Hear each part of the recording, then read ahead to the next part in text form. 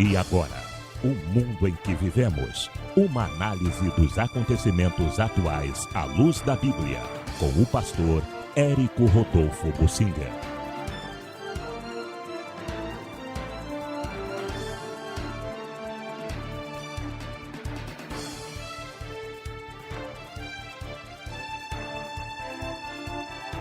Nós devemos estar atentos aos acontecimentos e às pessoas também, principalmente as que representam autoridade.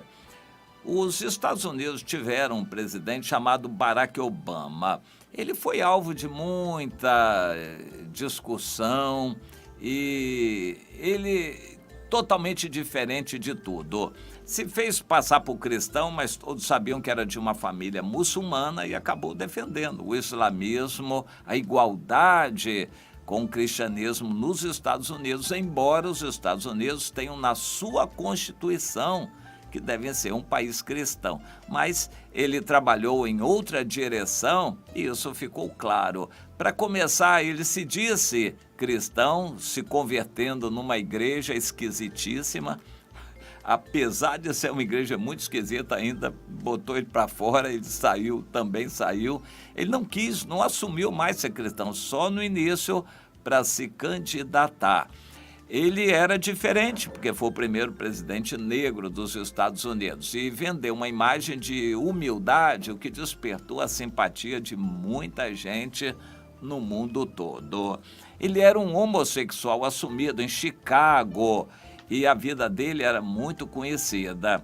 E ele se relacionou com outro homem, o Michael, que foi viver com ele e virou a Michelle. A Michelle, os Estados Unidos sabem direitinho tudo isso, o nome dela, etc, etc.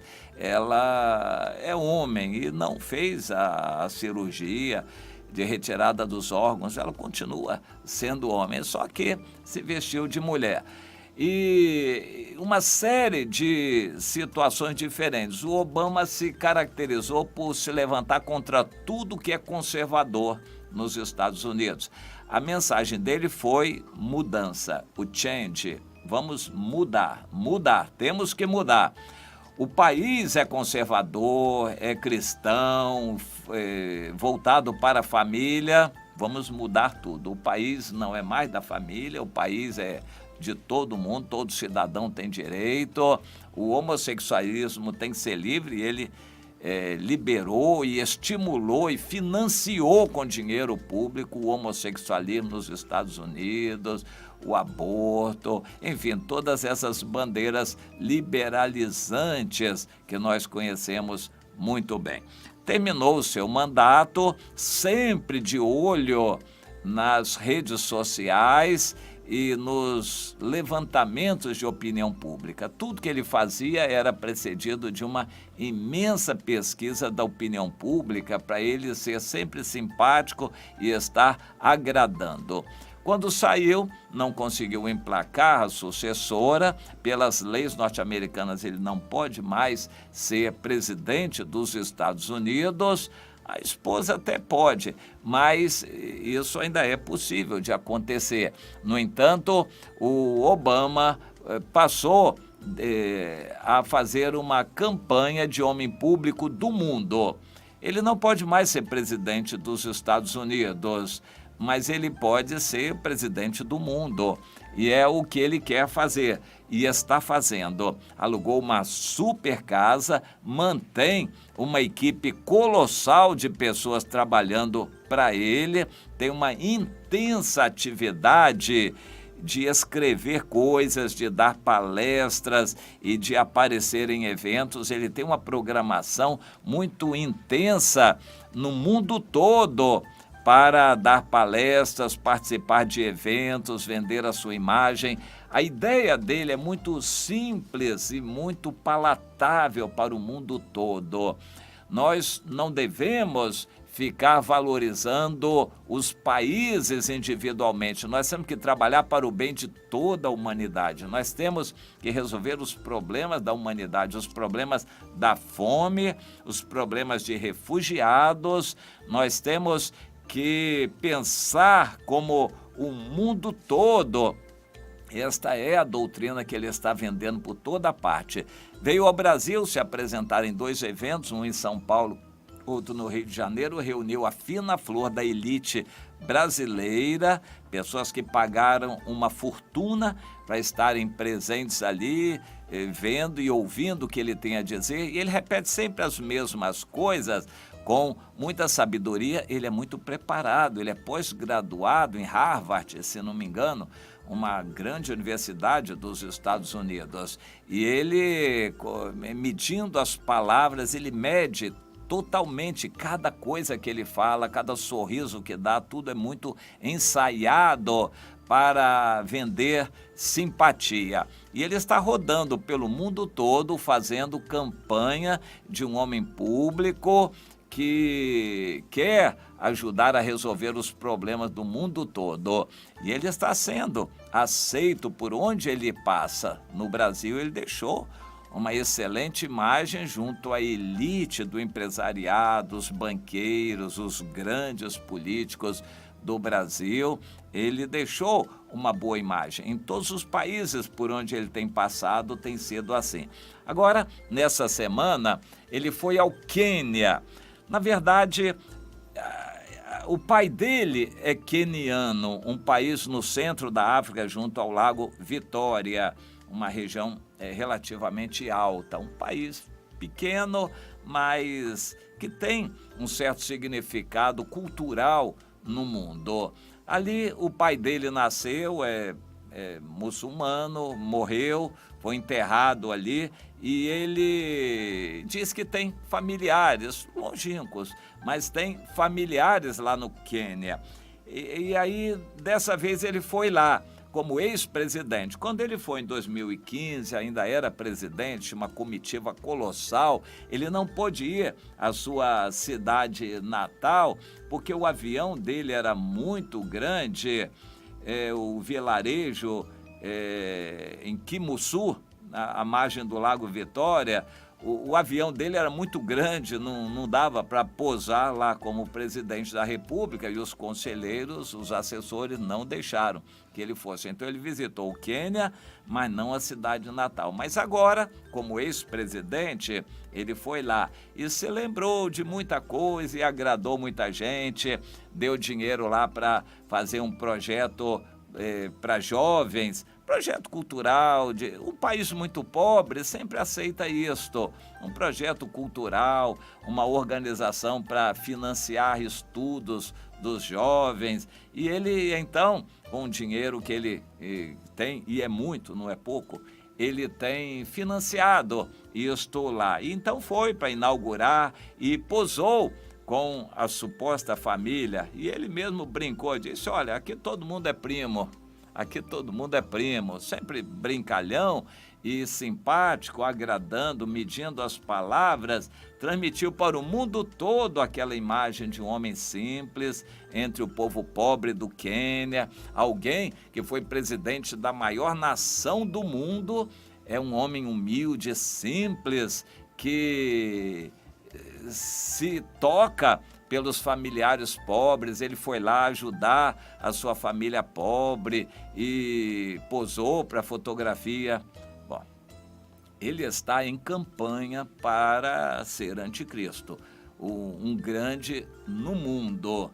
E eu acho que ele tem grande chance de ser o anticristo. Ele está se candidatando perante Satanás e perante o mundo, a opinião pública, para ser essa pessoa. Por onde ele vai, ele é benquisto, elogiado pela mídia, não é criticado, vende essa imagem de simpatia de um homem ligado, preocupado com as pessoas pobres do mundo.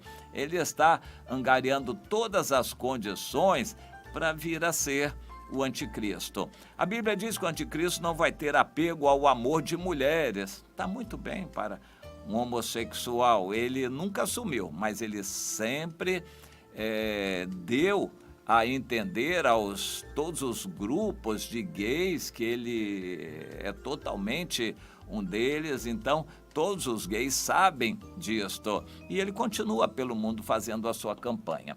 A fotografia é muito interessante. Os chamados primos rindo, sorridentes, ele também, aquela alegria na simplicidade, na humildade. O que a mídia não mostra é o imenso esquema de segurança que cercou aquilo tudo. Ele foi com um contingente colossal de segurança para cercar a região inteira, para não haver atentado nenhum. Se reuniu com o presidente do Quênia, com o líder da oposição. Ele quer agradar a gregos e troianos, agradar a todos. Se reuniu com o presidente e com o líder da oposição. Ele quer ficar bem com todos e vender a imagem dele de um homem que está muito ligado e interessado em resolver os problemas da humanidade. Essas são, no meu entender, pelo que a Bíblia diz, as principais características do anticristo. Tem um pastor nos Estados Unidos que está pregando sobre o anticristo. Ele diz: o anticristo vai acabar com o terrorismo no mundo. Ele vai ter a solução para o terrorismo. Ele vai conseguir acalmar o terrorismo muçulmano. Ele tem todas as credenciais para isso, assumindo ser muçulmano e favorável ao islamismo. Ele vai conversar com esses grupos. Então o pastor Lori, na Califórnia, nos Estados Unidos, está pregando. Ele disse: o anticristo vai ser uma pessoa que vai acabar com o terrorismo no mundo.